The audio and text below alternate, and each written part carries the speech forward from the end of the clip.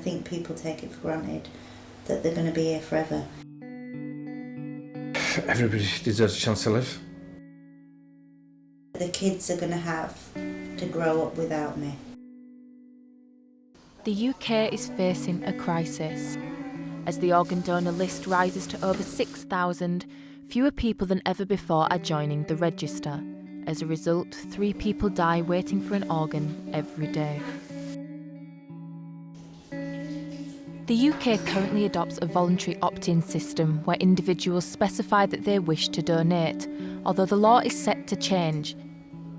In 2020, the UK will change to an opt-out system where everybody will automatically be put on the register with the hope that donor rates will increase. Once we add opt-out, that's the icing on the cake.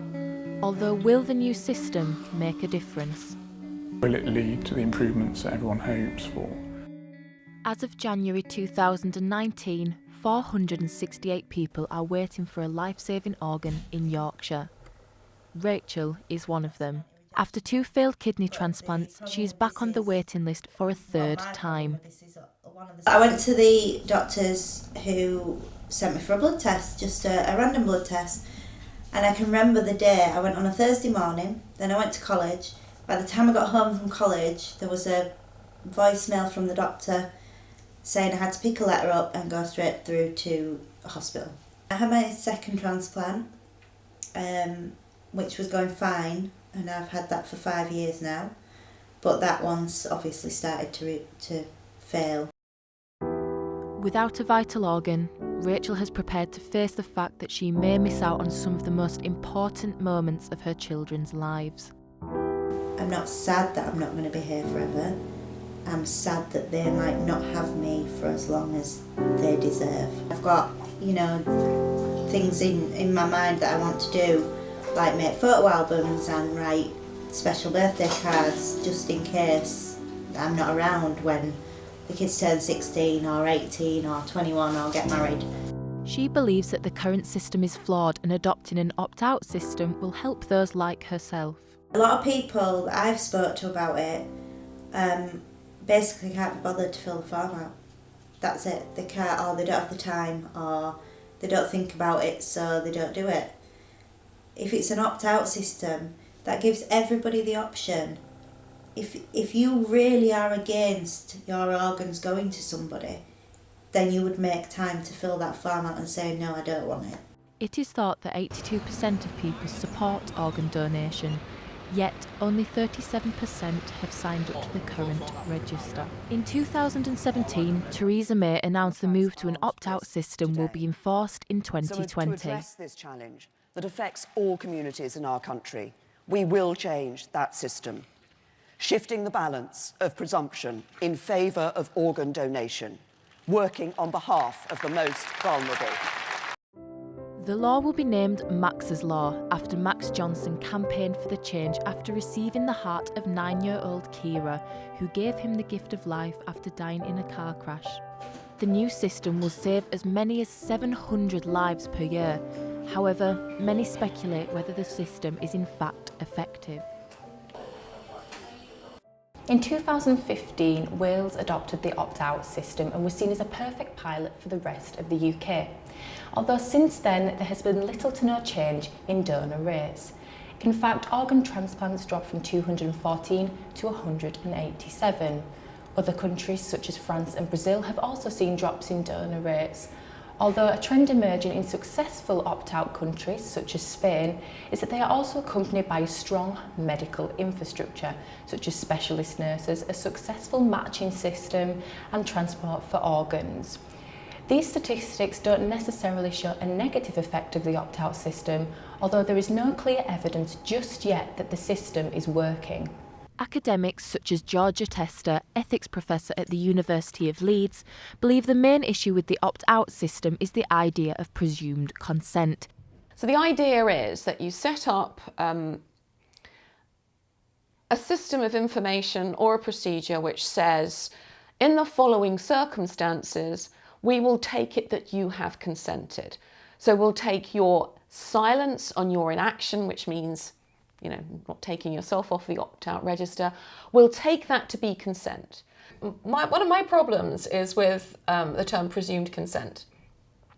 Because if you're presuming consent, that pretty much implies you haven't got it. If you've got it, you don't need to presume it. Despite widespread media campaigns in Wales, a survey revealed 25% of the population were unaware of the changes. Even when you have what the government or the health service might think is a very widespread and sustained information campaign, there'll still be some people who don't know about it. So the mere fact that they haven't opted out doesn't indicate that they have chosen to remain on it. The Jubilee ward at St James's is one of many intensive care units up and down the country that handle deceased organ donors. Consultant Simon Flood believes that adopting a presumed consent approach could help families in difficult times. One of the main issues of the current system is that many don't discuss their wishes. A lot of people don't think about the issue in life at all, and don't wish to think about what might happen after they've gone. Death is still one of the few taboos in our society, and a lot of us don't like to think about the end of our life at all. So for a lot of people out there, perhaps a majority, we don't know what their wishes are, and possibly they don't know themselves. But even for people who sign the organ donor register, we're not always very good at talking to our family about that decision and sharing our wishes with our loved ones. And so every year in the UK we have 20 or so families who decline permission to go ahead with organ donation despite their loved one being on the organ donor register. You can see families wrestle with that issue when they're already tearful, stressed out with what's going on, and so we're always conscious of adding that extra burden to them. So it would be nice if we had a system in future where families felt more sure of their loved one's wishes and therefore were able to follow them. Poppy, Ben, can you come and move your bags, please? Third time I've asked you. Michelle is a mum of 3. She is one of many in the UK who have not signed up to the register and is unsure about the new system. I'd like to think that I could help someone, or if something happened to my family, you've helped somebody else after the event of such a tragedy in your own life. However, I don't think it's quite so straightforward. It's nice to think people have lived on, but I don't think it's just a case of giving something. Like 2/3 of the UK population, Michelle has never talked about donation with her family. We haven't really discussed it. It's not something that's come up in our lives. I don't know what their views would be. When I think about all the emotional and psychological involvement in it as well, maybe I think too much about it, then perhaps I wouldn't be able to go through with it. And I know that if anything happened to them, I think I'd be that involved and enveloped by my own grief. I'm not sure I could then even consider donating their organs.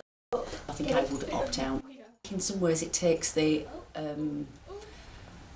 decision away from people and what they want to do, and I don't think it's been well enough publicised that people are aware that it's there, so people may be in the system and maybe put forward for donation and not aware that that's what could possibly happen. Although for those families that have chosen to donate, there is pride in giving the gift of life. Martin Shaw was left on life support after an accident. His brother Richard decided to donate his organs after they made a pact as teenagers. What made you donate their organs? Probably set in 1982 when I lost my first friend on a motorbike accident. Saw him get killed. We're all 17 on motorbikes, mad boys.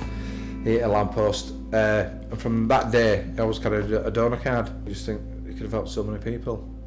So we talked about it from then, and it's a pact between me and brother. If anything's happened to us, that's what we'd do. As a result of Martin's donation, he managed to save the lives of over 8 people, including a woman who had been on dialysis for over 25 years. No regrets? No, none whatsoever. No, because it was I think, was it one of the kidneys? A girl was 35, so she'll be about 47 now. So you think, well, still be going strong. Why do you think so many families choose not to donate? I mean, I found it easy, but I can understand why some people are devastated when it happens.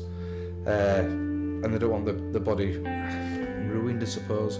I can see it being hard for some people, but we talked about it before, so just made it easier. Part of him is living on in somebody else and giving other people a chance to live and have a better quality of life. Everybody deserves a chance to live.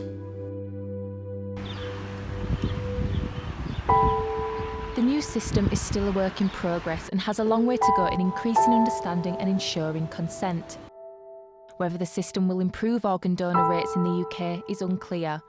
Although no one system will suit everyone, if the system is to have any success, it lies in the hands of increased public support.